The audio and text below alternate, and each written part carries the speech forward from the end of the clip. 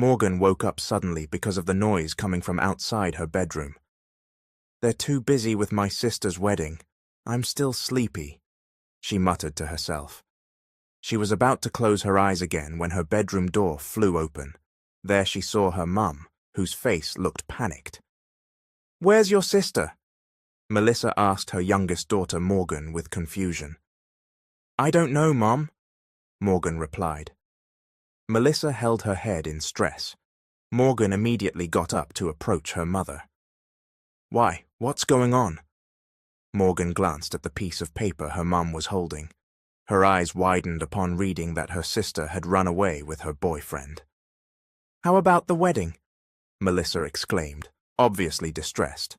To strengthen the bond between two business families, there had been an arranged marriage set for both families' oldest children. But now Annie was missing because she went off with her longtime boyfriend. "Everything's prepared," Melissa said with frustration. Morgan had no words. She couldn't really blame her sister Annie. She knew how much Annie loved her boyfriend. "How will we tell the Delator family?" Morgan could only hug her mother, as she had no idea how to fix this. "Mama!" Morgan's dad Carl shouted from downstairs. The two women panicked and ran down quickly because they knew that shout was more than just calling. Morgan stopped abruptly upon seeing her grandmother, who had raised her and Annie, struggling to breathe. Everyone was in a frenzy, and they rushed Grandma Benny to the hospital. Her grandmother's heart was weak, so any family trouble was kept away from her. But upon learning what Annie had done, she couldn't handle it. Thankfully, her grandma was stabilized, yet the doctors warned them that if it happened again, she might not recover. "Grandma!" Morgan called out tearfully at her grandmother's bedside. She was terrified to see her in that condition. "Don't let that happen again, okay?" Morgan sobbed. "I was just so shocked at what happened. This is such a huge embarrassment for us, and your sister's action will have a big impact on our business," said Bella, worried. "Mama, come on. Don't think about the wedding for now. We've already started searching for Annie," Melissa interjected. Carl agreed. "Yes, Mom, but if we don't fix this, it could drag us down. We really need the Delatores to stay on top.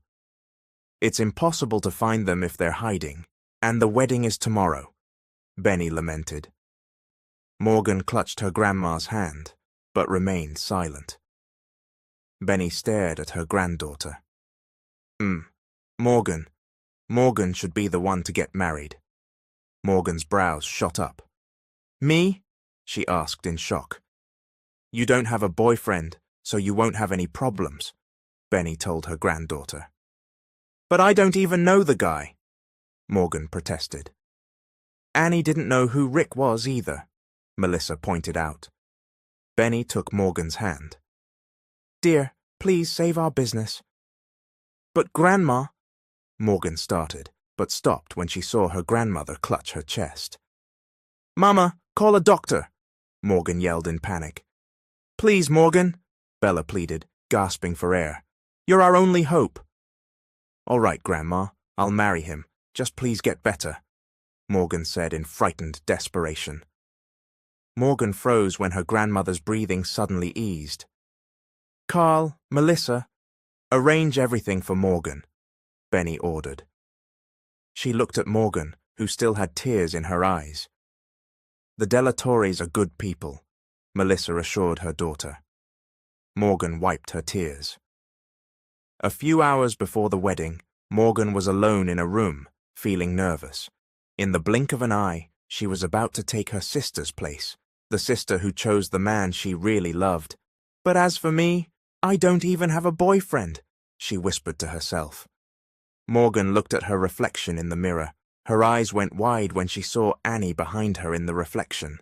Annie took the flowers Morgan was holding. "Come with me. Don't let them take your freedom," Annie urged. Morgan pulled the flowers back, smiling at her sister. "I don't have a boyfriend, nor do I have admirers, unlike you. Maybe this is the only way for me to get a husband." Morgan even joked. "It's okay, Annie. Besides, there's always annulment. The important thing is that you get to be with your boyfriend. Our business stays safe, and Grandma can relax, Morgan explained, smiling. Because Morgan was such a positive person, Annie felt more guilt. If I weren't pregnant, I'd have chosen to marry Rick, but I don't want my child to grow up with a different father, and I really love my boyfriend, Annie said tearfully. Oh my God, I'm gonna be an aunt, Morgan exclaimed happily. That's right, 2 months already, but it seems shy to show itself, Annie replied with a grin. I'm happy for you, Morgan said. Suddenly, Annie hugged her sister. I'm so sorry, Morgan, Annie cried. It's okay, sis. This wedding is just a formality anyway. We'll just share a house, like roommates, Morgan joked. Their moment was cut short by noises outside. See you around, Annie said her farewell before leaving. Morgan was ready. The staff entered and instructed her on what to do. Now she stood in front of the large church door, waiting for it to open.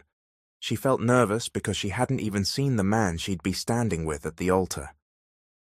When the door opened, many eyes fell on her. It was obvious this was a business-centered wedding, as most guests were from the corporate world. When she reached the middle aisle, Morgan stopped momentarily upon seeing the man waiting for her at the far end. She had thought he'd be an older man, but she was wrong. He was extremely handsome, with a gentle face. Morgan continued walking until she reached him. She didn't hear him say a single word, not even through the ceremony. Even when it ended, no greeting from the man beside her. Are you an only child? Morgan asked Rick. Yes, he answered curtly. Morgan just nodded, then watched as Rick left her side to chat with someone she guessed was his friend. The event carried on until it was time for her to go home. Where's Annie? Rick asked seriously, while driving them to their house. Morgan debated whether to tell him the truth. You already know my sister, she deflected. I know Annie Consep, the oldest child of President Carl. I don't know at all, he replied. Morgan stared out the window, guessing Rick would have preferred her sister, and she couldn't blame him because Annie was more attractive. She went off with her boyfriend, Morgan answered bluntly. So she destroyed the deal, Rick said, making Morgan's nerves spike in fear that he might expose them and ruin everything. She's pregnant. Would you want to marry her knowing she has a child by a man she truly loves? Morgan explained. Rick glanced at her briefly, then looked back at the road. How is that any different from marrying someone you don't know? Annie seems smarter and more sensible than you. Morgan raised an eyebrow, feeling a tinge of insult. I do have sense, actually 5. Touch, sight, hearing, taste, smell, and a sense of humor too. Besides, if you're so smart, why marry someone you've never met? Morgan snapped. Because my dad wants it. Everything goes to me as soon as I bring home a wife. I don't want my uncle taking what my dad worked for, Rick answered. So it's still all about business. What, did you think my sister would marry you for love? Morgan huffed. Wait, what's your job anyway? Rick asked in confusion. Morgan smiled. It seemed Rick had finally taken a little interest in her. She took a deep breath, ready to reveal her career. I'm a civil engineer, Morgan said with a grin. Rick slammed the brakes, almost causing Morgan's head to hit the windshield. Had she not been wearing her seatbelt? You're an engineer? Rick asked, startled. Yes, Morgan replied, equally surprised by his reaction. Why didn't they tell me? That would have spoiled the surprise, Morgan joked, thinking Rick was starting to warm up to her. So that means you can't really help me with my company. Rick's tone was suddenly serious. Morgan's smile faded. I should have found someone else, Rick muttered. Hey, are you underestimating me? I'm an engineer who's also from a business family. You think because I'm an engineer I can't do business? Morgan protested. Business is everything. Make sure you're good at it. I hate stupidity, Rick growled. Morgan suddenly got out of the car. What are you doing? Rick shouted, stepping out of the vehicle to check on his sulking wife. It was dark out, the evening deepening, so there were fewer cars on the road, but Morgan kept walking off, and Rick followed. If you don't get back in the car, I'll leave you here, Rick warned. Drive home alone then, Morgan fired back. Rick jogged to catch up and grabbed her hand. Are you a child? I thought you hated stupidity. Now I guess engineers are idiots? Morgan scoffed. You think we can't handle business? For your information, you need me to get your inheritance, so don't act like you're some hero, Morgan added. And for your information, your family needs me too, so you won't go bankrupt. Now get back in the car before I leave you here. Leave me. I have money for a ride. Hey, let me go, Morgan yelped as Rick hoisted her over his shoulder like a sack, forcing her back into the car. She tried to get out again. Enough, I'm tired. I just want to rest, Rick barked authoritatively. Morgan froze at his commanding tone. He buckled her in, then got into the driver's seat. I hate childishness, Rick sighed. Well, I hate you, Morgan muttered. They continued on until they arrived at Rick's house. Morgan's home was large, but Rick's was like half a shopping mall turned into a home. Morgan took a deep breath as the man she wanted to talk to got out first and walked inside. Lord, if this wasn't for Grandma and our company, I'd have gone back home hours ago, she murmured to herself. Morgan exited the car, clearly annoyed. Super rich, but no honeymoon for me, just bringing me home, she grumbled, heading inside.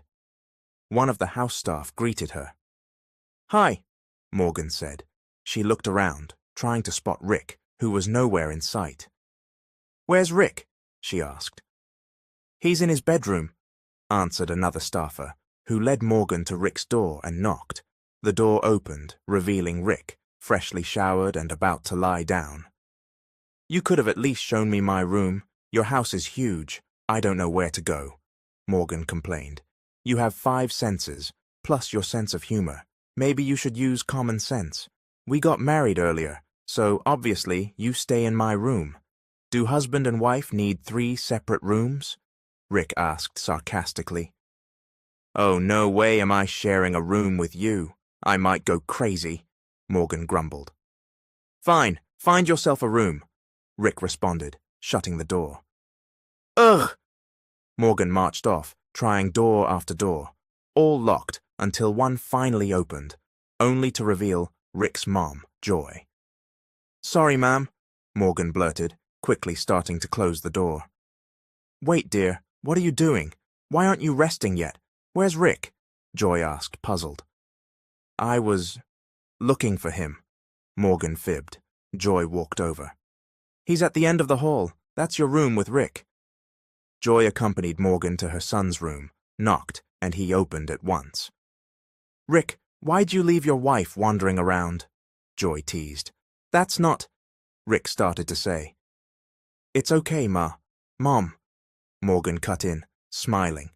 I told him I wanted to look around the house, but then forgot to ask him exactly where he was. You're married now. Call me Mom, and tomorrow you can explore all you want. Tonight, get some rest, or give me a grandchild, Joy joked. I don't have that much energy for that, Mom, Morgan laughed. All right, I'll leave you two alone, Joy said, nudging Morgan inside and closing the door. Morgan glanced at Rick, who merely turned away and flopped onto the bed. She headed to the bathroom to shower. After we save my family's business, I'm definitely filing for an annulment, she mumbled while washing up. When she finished, she saw the blankets and pillow on the couch. Where do I sleep? Morgan asked. Rick pointed to the couch, making Morgan's eyebrow twitch. If we're not sharing the bed, why are we even in the same room? She grumbled. Think my mom would let us have separate rooms? Rick retorted. Morgan stomped over to the couch, feeling sorry for herself. How chivalrous. Making a woman sleep on the couch, she muttered, throwing a pillow at Rick. Ugh, fine, sleep there then, Rick snapped. He took his own pillow, stretched out on the couch, but he was too tall, so it didn't fit him. Morgan sat on the bed, watching him, feeling a bit sorry. What if I just sleep there instead? Morgan offered. Rick shot her a withering look. He stood up and switched off the lights. Okay, I'll sleep here, Morgan sighed. She grabbed the pillow and blanket to move Rick onto the bed, but Rick didn't open his eyes, so she tapped him. Hey, move back to the bed. You don't fit on the couch. Morgan screamed when Rick suddenly pulled her down, putting both of them on the bed. They now lay side by side. I'll just sleep on the couch, Morgan protested, trying to get up. Rick tugged her back. Just stay here so I can get some real rest, he said. Morgan couldn't move, as they were inches apart. She turned away just to breathe. Don't expect anything. I don't want kids with you, Rick muttered. Ha! Don't think I'd ever let you take my virginity, Morgan replied. Huh, well I'm not planning to either, Rick said. Morgan rolled over to face him, but he'd already turned his back on her. Whatever, she snapped, turning away too. In the morning, Morgan woke to the sound of movement. Rick was up, getting dressed, looking in the mirror.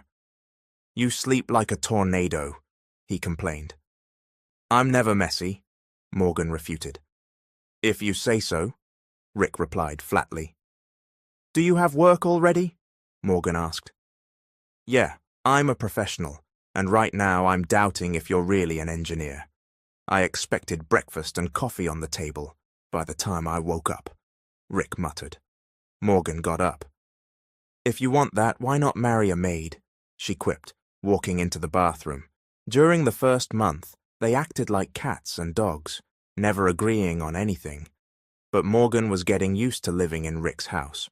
One time, Rick had an event to attend, and needed Morgan there, even though she knew no one at that party. People were enjoying themselves, and Morgan sipped a little alcohol. So, how did you and Rick meet? Someone asked Morgan. They sat at the same table, with Rick by Morgan's side. She had drunk too much. In church, Morgan answered. He was praying for me. Rick cut in. I never prayed for you, Morgan retorted, making Rick cover her mouth. She's had too much. We need to leave, Rick said, helping Morgan to his car. They drove back, and upon reaching their room, Morgan, slightly drunk, grumbled, Never tell anyone we just got married like this. And you lied, saying you prayed for me. I never popped up in your prayers. I only said that to dodge more questions, Rick replied. Whatever, Morgan yelled. She collapsed onto the bed, dizzy and sleepy. Rick didn't sleep right away. He went downstairs to drink until he, too, was inebriated. When he finally returned, he found Morgan asleep. He lay down, not to sleep, but to stare at her. He was surprised when Morgan's eyes fluttered open. He didn't move from his position, looking straight into her eyes. She said nothing as she touched his face. Neither realized how their lips ended up meeting. Morgan's mind told her to push him away, but her body wouldn't obey. Their kiss deepened until both were overtaken by the moment.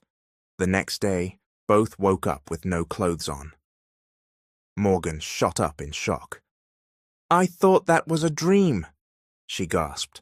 So you've been fantasizing about me in your dreams? Rick teased with a grin, eyes still closed. As if. You probably got me drunk for this to happen, she accused. Who was it that kept drinking like she was best pals with the celebrant? Rick countered. He picked up his scattered clothes. What do we do now? Morgan asked worriedly. It's normal for a married couple to do that. Relax, it's not illegal, Rick said. But we're only married on paper, Morgan replied. So, in both our families, love doesn't exist. Only what's good for business, Rick explained, heading into the bathroom. Morgan felt a wave of sadness. This wasn't how she'd pictured her life. Months passed, and nothing really changed. It was obvious business was the only reason they were together. Rick was about to be proclaimed president of his father's company, which thrilled his mum, Joy. "Are you excited? You're finally following in your father's footsteps," Joy said, happily over breakfast. Morgan arrived in her PPE gear since she had an emergency project at a site. "Where are you going, Morgan?" Joy asked in confusion. "To the site. They had an urgent matter," Morgan answered. "You won't come to the building proclamation for your husband?" Joy asked. Morgan glanced at Rick. "I will, Mum. I just need to check the site. Then I'll go straight to his office," Morgan assured her. After breakfast, they left in separate cars for work. Morgan finished up at the site quickly so she could attend Rick's event. But on her way, her car suddenly died. "Oh, perfect timing," Morgan fumed, trying in vain to restart it. She called Rick, but he didn't answer. "Morgan?" She looked over her shoulder and spotted a familiar face, though the name eluded her. "Marco," the man introduced himself as he got out of his car. "We met at that birthday party, Rick's friend." "Oh, right, Marco, what are you doing here?" Morgan asked, baffled.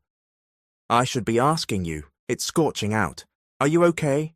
Is your car okay?" Morgan shook her head. "It just stopped. I have no clue why." "All right, I'll call someone to tow your car. You can ride with me. Rick needs you there and it's important to him," Marco said.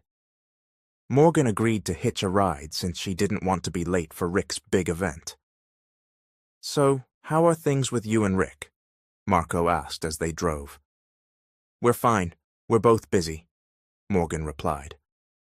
They chatted until arriving at the building. Marco was playful and made Morgan laugh. The moment they stepped inside, Rick spotted them from afar. "There's your husband," Marco pointed behind Morgan. She turned and saw Rick wearing his usual serious look. Morgan sighed. "He's always so serious, like he can't take a joke." "Were you two talking about me?" came Rick's voice at her side. He'd closed the distance between them quickly. "Congratulations, Rick. Finally, you've achieved what you've always wanted," Marco said warmly. "Thanks," Rick answered curtly. "Congrats." Morgan beamed at him, but he showed no reaction.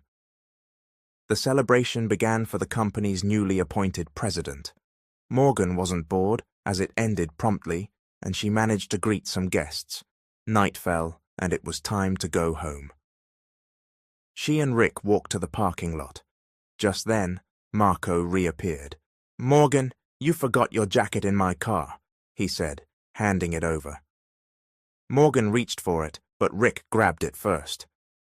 "Thanks," Rick said, taking Morgan's hand and guiding her into their own car. "How long have you known Mark?" Rick asked while they were traveling. "No, he just saw me earlier. My car broke down, so he gave me a ride here," Morgan explained. "Next time, call me," Rick said. Morgan took her phone and showed him the missed calls he hadn't answered. "I already know you never have time for me," Morgan replied. "Why should I give you any time?" he asked. Morgan sighed. "You're right, so don't expect me to call you either," she told him. They arrived at the house.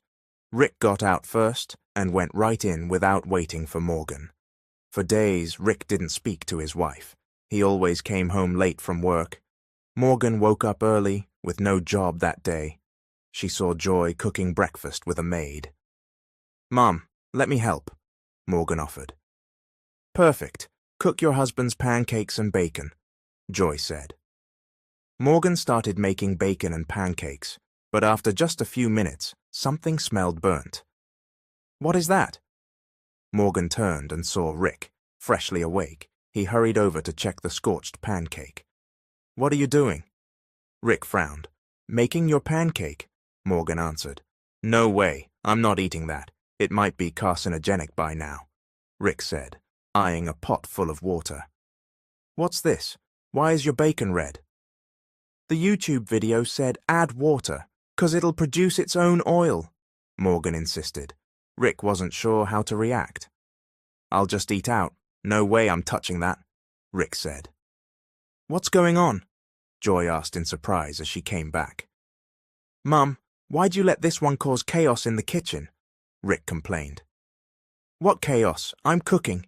Just wait for it to produce its oil, Morgan defended. Dear, just a bit of water, not like soup, Joy corrected. Such a waste of food, Rick muttered, leaving. Morgan's face fell. Don't be sad. I'll teach you so you can impress him. Then maybe he'll devour you, Joy teased. Mum, that's so embarrassing, Morgan squeaked. Morgan began waking up early each day to practice cooking until she got the hang of it. One morning, she noticed Rick at the table, so she set down his favorite breakfast. At least you didn't meddle, Rick muttered. No, you're wrong. I made that for you, so you'll have some brain power at work. Morgan teased him with a grin. What's that supposed to mean? Rick asked. Nothing, Morgan answered quickly, then sat down. After they ate, Rick headed upstairs to shower. When he entered the bedroom, he saw Morgan fixing his clothes. Pretending not to notice, he walked into the bathroom. Their cold interactions continued, but Rick did see how caring Morgan was to him. Come in, Rick said upon hearing a knock on his office door. He paused his work, surprised to see his wife holding a paper bag. Morgan offered a sweet smile, which disappeared when Rick avoided eye contact. What are you doing here? Rick asked. I brought you lunch. You look like you skipped a meal, Morgan answered. We're in the office, Rick said sternly. Yeah, I know. Morgan sat across from him, making him hesitate in his paperwork. You've delivered lunch, so aren't you leaving? Rick asked. You haven't even said thank you. Thank you, now leave, Rick said with no emotion. Why are you sending me off so fast? You're just signing papers, Morgan persisted. I'm trying to read these documents and you're distracting me. Rick cut her off. What do you want exactly? Spill it so you can go. Morgan took a deep breath. My family's company is holding a charity event. I'd like you to come donate. All right, I will. Now please leave, Rick said. Morgan frowned at being interrupted repeatedly. Rick glanced up, seeing she was still there. I was hoping you'd come with me, so I'd have a date. Everyone knows you're my husband, Morgan explained. I'm busy, and I don't have time for that, Rick replied. Morgan expected that answer. She rose and left his office sadly. On the event day, Morgan had to stay 2 nights at a hotel because it was far away. She handled everything herself. At the venue, people kept asking about Rick. Morgan felt drained, so she sat by herself, watching everyone chat. Only a few more minutes remained before she could leave. Engineer Morgan, why are you all alone? A co-worker asked. Sorry I'm late. Morgan turned at the voice and saw Rick sitting beside her. She could hardly believe it. She didn't know how to react, especially as people began noticing Rick's arrival. What are you doing here? Morgan asked, amazed. I came for you, or my mum would have clobbered me, Rick answered. Morgan smiled to herself. People stared at them, so she couldn't wipe the grin off her face. Suddenly, the dance floor opened, and everyone was dancing. You want to dance? Morgan asked, but Rick just gave her a serious look, making her mouth snap shut. Then the music switched to something upbeat, and Morgan grabbed Rick's hand. Let's dance! Rick didn't resist, as Morgan pulled him onto the dance floor. Morgan couldn't stop smiling, while Rick was stuck watching her. Shut up and dance with me, Morgan sang playfully. Rick smirked at Morgan's silliness. Before they knew it, both were enjoying the night. When they returned to the hotel, Morgan still had plenty of energy. They thought you wouldn't show. Some even joked I invented our marriage, Morgan told Rick. No need to prove anything, Rick said, removing his necktie, but then Morgan popped up in front of him to help take it off. Yeah, I ignore them anyway. I plan to go home, she said. After Morgan removed his tie, she started to leave, but Rick grabbed her arm. Why? Morgan asked, puzzled. Rick stared at the tie she held. I'm not stealing it. I'm just putting it away, Morgan teased, but Rick suddenly kissed her. Morgan froze for a second, then shut her eyes as she felt his lips against hers. It was like drowning in his kiss, but she didn't want to resurface. Neither realized they'd ended up on the bed, clothes discarded, letting passion take over. At sunrise, Morgan awoke to her phone ringing. She grabbed it, frowning at Mark's name. Mark? Morgan murmured, startled, but Rick snatched the phone and ended the call. Why's he calling you? Rick demanded seriously. Morgan shrugged. She truly had no idea. Rick got up to get dressed. Get yourself ready, we're heading back, he grumbled. Morgan couldn't figure out his mood. Even after arriving home, Rick ignored her and went straight upstairs. Morgan was about to follow him when Joy said, He might just be tired.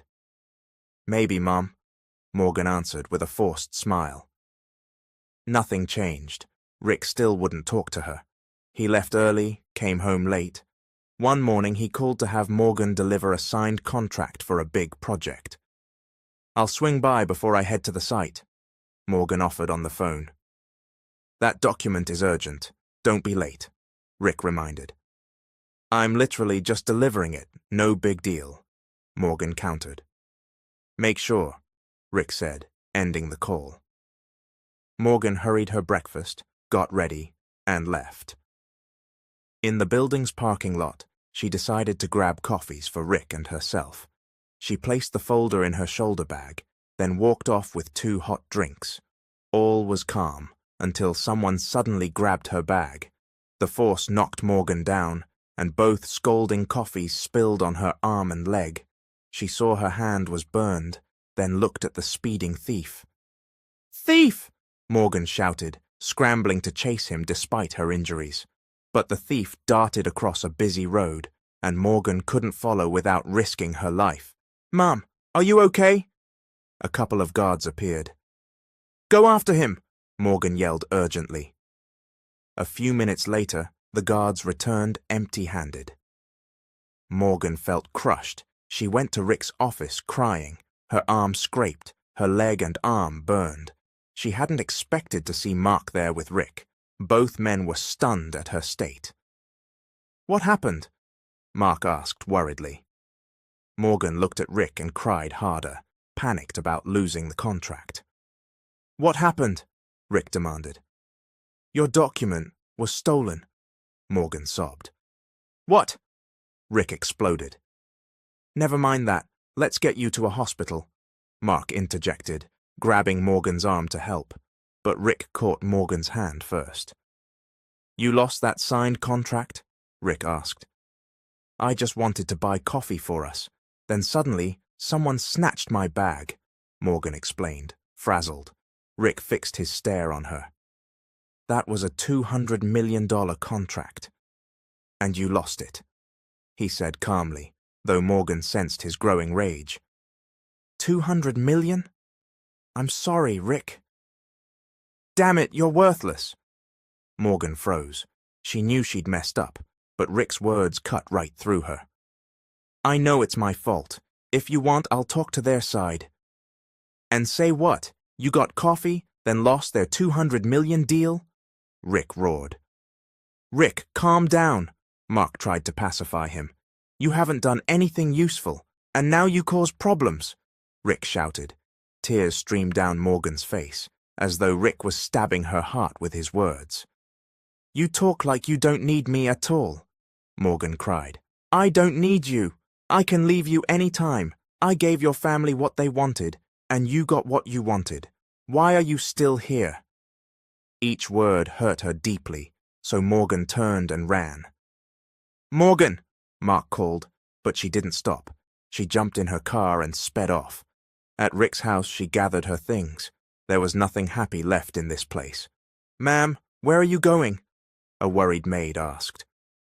"I'm going home," Morgan answered, tears still falling despite her efforts to stop. Her eyes had minds of their own. Morgan had to pull over at one point, bawling over Rick's cruel words. "I shouldn't even be crying," she told herself, resting her head on the steering wheel. She dozed off without noticing. She woke to her phone buzzing. Her eyes were swollen. Seeing Rick's name on the screen, she powered off the phone, glancing outside at the darkness. She started her car and finally arrived at her own family home. Her tears had dried by then, but seeing Grandma Benny, Morgan forced a sad smile. "Dear, why are you here?" her grandma asked, confused. Morgan tried to hold her tears, but lost. "What happened?" Grandma Benny asked, worried. Morgan ran into her grandma's arms and cried like a child. "Sorry, Grandma, I can't stay with Rick anymore," Morgan sobbed. "What happened?" the older woman pressed, but Morgan just cried, eventually retreating to her old bedroom to rest. Morgan kept her phone off, not wanting any noise. She stayed in her room for days. Eventually, she returned to a construction site, hoping work would distract her. She wasn't paying attention, wanting to be alone. "Engineer!" someone yelled, and Morgan glanced up to see a falling wooden beam. One worker yanked her out of the way, but Morgan lost her balance, everything going dark. Distant voices faded. Morgan slowly opened her eyes and shot upright, remembering the sight. She couldn't recall anything after the beam fell. "How are you feeling?" She turned, seeing Rick in a chair nearby. He moved toward her, but she leapt up. She had nothing to say. "You need rest," Rick insisted. Morgan tried to leave, but he grabbed her. "Did you know you were pregnant when you left?" Rick asked. Morgan froze, staring blankly. "Who's pregnant?" Morgan asked, confused. "The doctor says you're 3 weeks along," Rick told her. "Get back in bed and rest." "Thanks for caring, but I'll rest at my own home. I'd rather not see you," Morgan said, brushing his hand aside. "Morgan, don't risk our child's life because of your stubbornness." Morgan turned back, recalling something he had once said. "You said you never wanted a child with me, so you shouldn't care. We're not poor, so we don't need someone like you," Morgan declared before leaving the room. She stepped out of the hospital, but Rick followed. "I'll give you a ride," he offered. Morgan pretended not to hear, hailing a taxi. "He probably thinks I need him," Morgan muttered. Arriving at her family's house, Morgan locked herself in her room, lying on the bed, wrestling with her emotions. She'd learned she was pregnant by a man who didn't want her. "I'm sorry, baby. You might grow up without a complete family. Your dad wants nothing to do with me," Morgan cried. She had no plan, only tears. Eventually, exhaustion made her doze off. She awoke to knocking. It was Grandma Benny's voice. Morgan let her in, still half asleep, but she fully woke upon seeing Rick behind her grandma. "He's here to pick you up," Grandma Benny said. "I'm still sleepy, Grandma," Morgan claimed, trying to close the door on them. Rick blocked it and stepped inside. "I'll leave you two to talk," Grandma Benny said, leaving. "What are you doing here? I left your house so you'd have no more problems," Morgan stated. "You're carrying my child, my heir to my name. It may not be planned, but that's still my kid," Rick insisted. "I'm not abandoning this baby, so stop worrying. Now leave," Morgan snapped. "I will, if you come with me," Rick said, serious. "Oh? I thought you said you didn't need me, but now, because of the baby, I have to go with you?" Rick grabbed her hand, trying to pull her along. "Go home alone. I'm not going back or living with you," Morgan yelled. "You forget. You're still my wife. Where I am, you should be," Rick warned. Morgan smirked. "What if I don't want to? Stop pushing," Morgan snarled, snatching her hand away and slamming the door in his face. "Morgan!" Rick shouted, but she put on her earphones. Hours passed, and the house got quiet.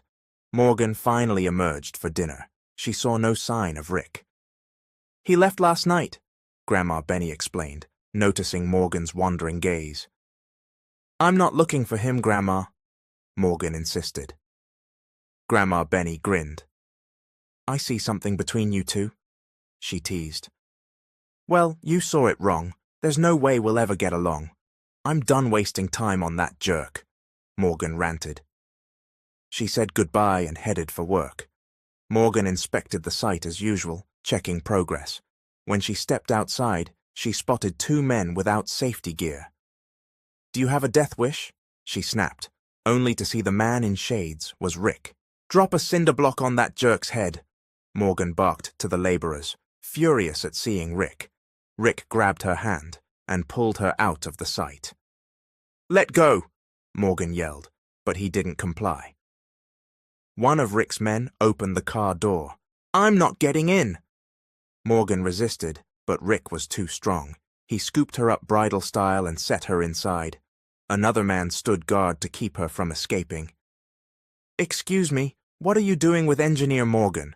her supervisor asked. "Sir, he's kidnapping me. Help me," Morgan pleaded. "I'm Rick Delator, her husband," Rick said, showing an ID. No, sir, I don't know him. Please help," Morgan whimpered.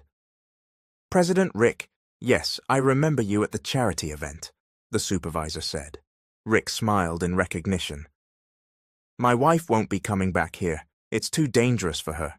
She's pregnant," Rick announced, handing over her resignation. "You can't do that," Morgan shrieked from inside the car. "I already did," Rick said, climbing in and driving off. "You're awful," Morgan fumed.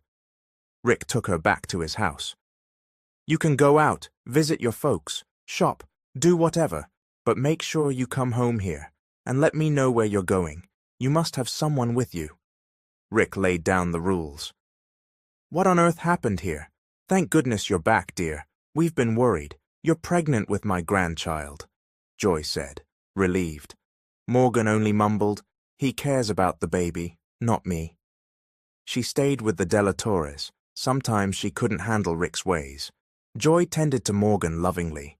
Over months, Rick softened a bit, until the baby was born. "Careful," Morgan whispered, as Rick lifted their crying child. 1 month passed since Morgan gave birth.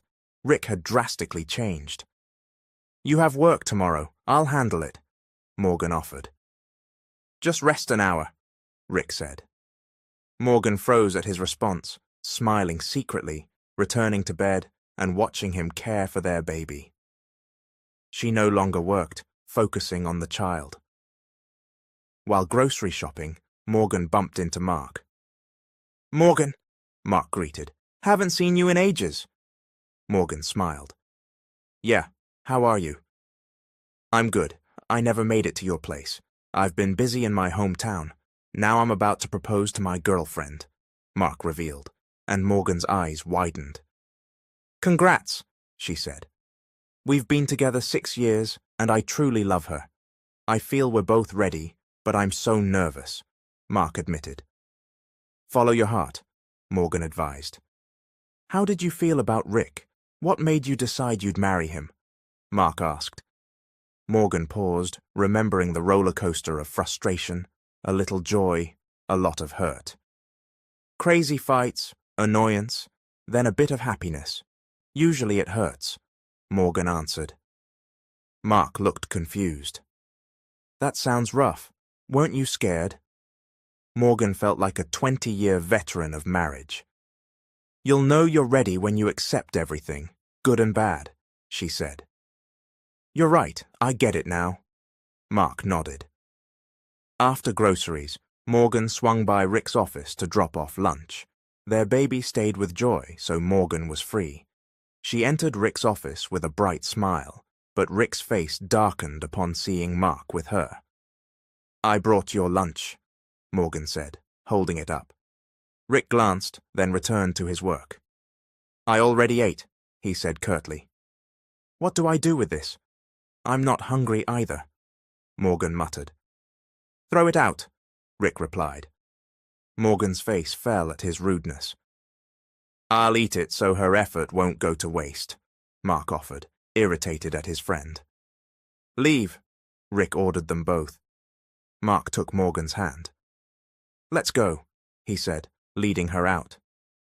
He might just be busy, Morgan reasoned as they walked. He's infuriating. I was hoping for his help with something, but apparently he has zero clue how to be sweet, Mark grumbled. Haven't you gotten used to him yet? Morgan sighed. They parted ways outside. Morgan headed home to her baby. That evening, Rick returned late, slightly drunk but still coherent. As Morgan tried to approach, he moved away. Morgan felt sadder each time he ignored her. That pattern continued for days. Even at home, Rick worked non-stop. You should rest, Morgan said gently. He didn't reply, still ignoring her. She lost her patience and slammed his laptop shut. What the? Rick snapped. I was doing something important. Everything's always important to you, Morgan retorted. Are we important at all? What are you talking about? Rick asked in confusion. You barely notice me. I'm clueless about why you ignore me. I feel so stupid, Morgan whispered, eyes brimming. But why should I demand attention? You don't even… Morgan paused when Rick blurted, I'm jealous. She stared at him. Jealous? Of who? Rick looked away, never expecting to feel this. He'd married her for business, but Mark was always around. Morgan's brows shot up. She wasn't sure whether to laugh. Why would you be jealous of your friend? He's about to propose to his girlfriend, Morgan explained. So why does it feel like you're happier with him? Why not with me? Rick demanded, clearly confused. Morgan blinked. What do you mean?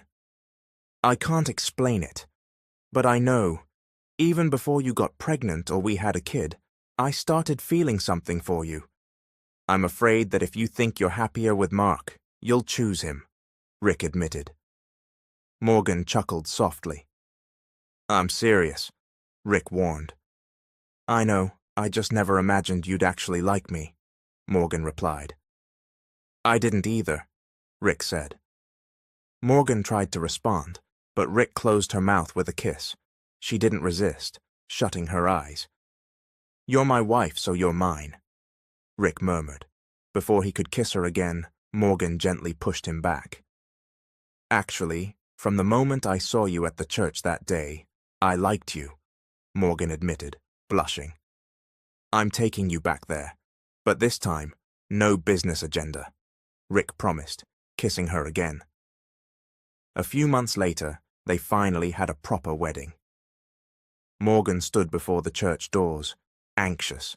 The first time, she had no clue who waited at the altar. Now she knew exactly who he was, someone who once caused her pain, but also gave her joy and a child. She wasn't backing out. After the ceremony, they were inseparable. Shall we make a sibling for Max?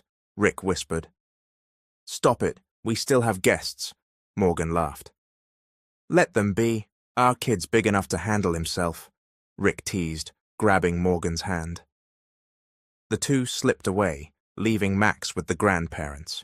Morgan assumed they'd just go home, like the first time, when it was all awkward. Where are we headed? She asked. Rick only smiled. After about an hour's drive, they arrived at a huge house. I want a big family, Rick said. Is this your house? Morgan asked. She wasn't surprised Rick could buy a mansion, but she hadn't expected he already had one. It's our house, Rick clarified, leading her inside. It was nearly empty. I want you to design it however you like, Rick continued. Morgan's grin spread.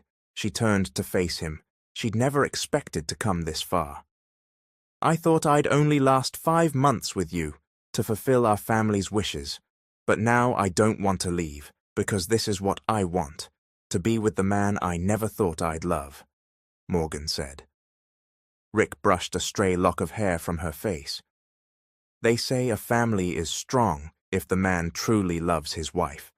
I'll do everything to love you more than you ever expect, he promised, hugging her. Though it happened suddenly, Morgan felt equally surprised by how deeply she now loved this man. Their wedding had started with no plan, but now they intended to build a loving family together. The end